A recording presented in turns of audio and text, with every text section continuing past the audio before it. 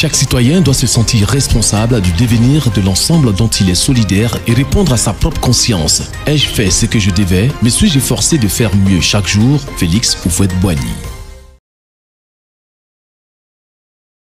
Dans la vidéo de la semaine dernière, vous vous souvenez, nous avons commencé à explorer les voies et moyens de vivre l'humilité envers les autres.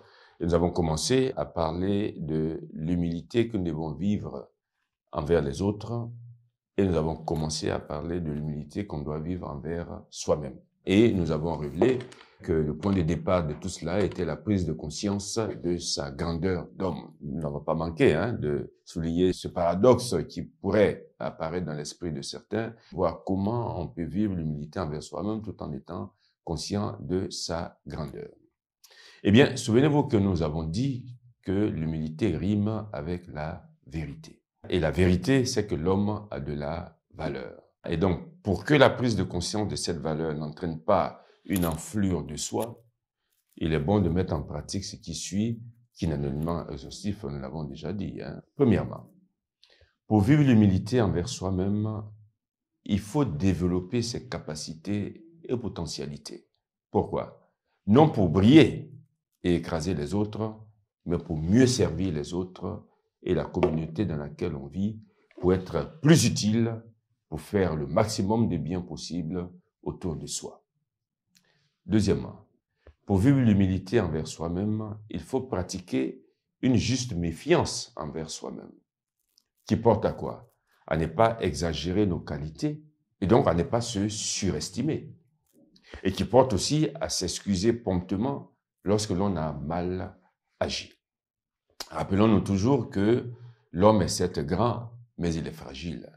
Il est fragile, et pour ça, il faut suivre le conseil du sage qui nous dit, et nous citons, « Ne cherche pas ce qui est trop difficile pour toi et ne scrute pas ce qui dépasse tes forces. » Fin de citation. Ce qui, du reste, est du réalisme. Le réalisme quant à ce que nous pouvons faire. Vous savez, à cet égard, on a un chanteur ivoirien, Daouda. Daouda qui avait une belle chanson et qui disait que si le marabouillard décide de porter un pantalon, il sait où il va mettre sa queue. Et donc, le réalisme fait que chacun doit savoir ce qu'il est capable de faire et ce qu'il ne peut pas faire. Troisièmement, pour vivre l'humilité envers soi-même, il faut vivre ce qu'il est convenu d'appeler la docilité intellectuelle. Qui pousse à quoi? À ne pas remettre en cause les certitudes scientifiques acquises. Si quelqu'un cherche à démontrer que 2 plus 2 ne valent pas 4, ce serait un orgueil criard, en plus de lui faire perdre du temps. Et ce sont des certitudes acquises. Et donc, il faut vivre cette docilité. Cela n'empêche pas d'explorer d'autres champs de recherche et de découverte, bien sûr, parce que le progrès de découverte, on n'a pas fini de tout découvrir.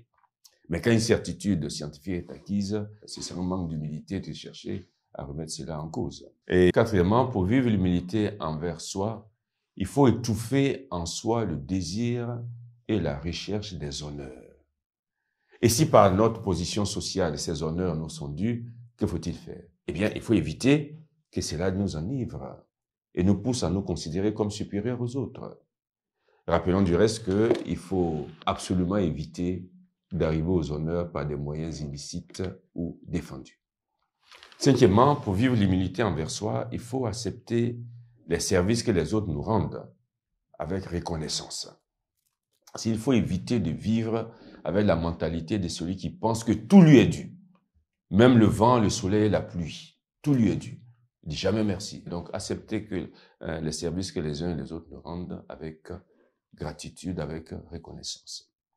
En plus de l'humilité envers les autres et de l'humilité envers soi, il est bon de rappeler que les croyants vivent cette humilité envers Dieu, qui se manifeste par 3 sentiments que chaque croyant s'efforce d'entretenir en lui. Premièrement, l'esprit de religion, qui le pousse à honorer Dieu, à l'adorer et à s'efforcer d'accomplir sa volonté.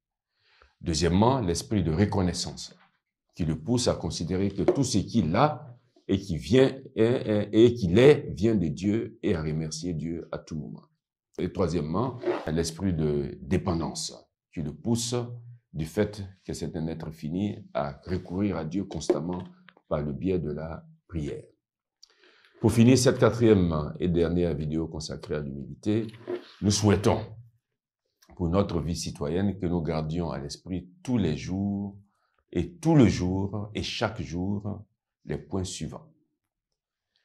Premier point, l'humilité est nécessaire à toute vie en communauté dans laquelle elle favorise quoi? Elle favorise l'union, la concorde et la paix.